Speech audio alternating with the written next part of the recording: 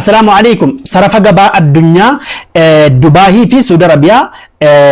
Ameerika doolaaraa fi Kuweetii karaa baankiitiif karaa hawaalaan isin agarsiisa isinitti hima waan guyyaa har'aarra jiru guyyaan jijjiirama yookiin karaa hawaalaa jechuun gabaa gurraacha yookiin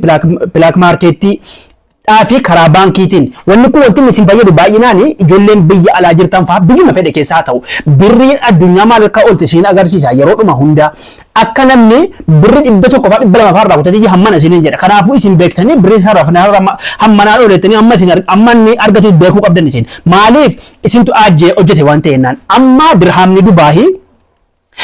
Dubaahii karaa hawaalaa yookaan black marketii yookaan immoo gabaa gurraacha isa jedhamuun karaa hawaalaa jedhamuun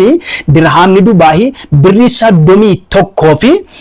birri 31.59 halaalaa 7 karaa gabaa gurraacha yookiin hawaalaadhaan birri 31 fi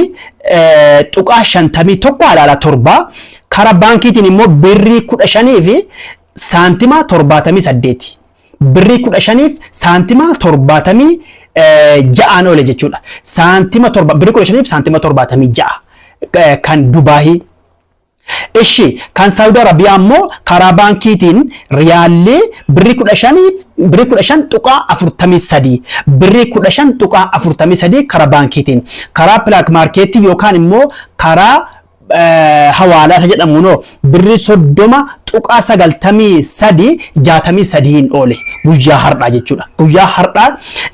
akkasitti oole guyyaa har'aa beekuudhaaf akka lakkoofsa faranjii guyyaa 9 Juun 9 jechuudha. Isinii galeera miti? Doolaarri akka gabaa gurraachaa yookaan karaa hawaalaa black marketiidhaan birri 116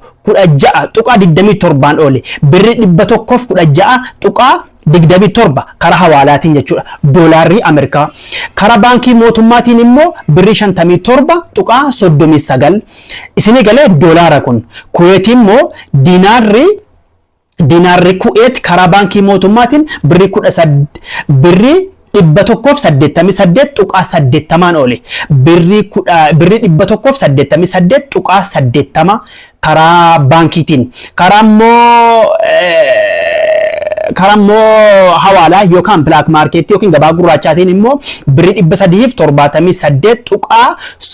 tuqaa 37 halaalaa 45 oole isiniif galeera miti? Gabaan gurraachaaf gabaa hawaalaa kana viidiyoo kana irra dhaggeeffatanii guyyaadhaan jijjiirama amma bor kan biraati halaalaa way dabalata yookiin hin gannasaa yookiin hin dabala kanaafuu birrii beekuu qabdani kan Bahariinii fi kan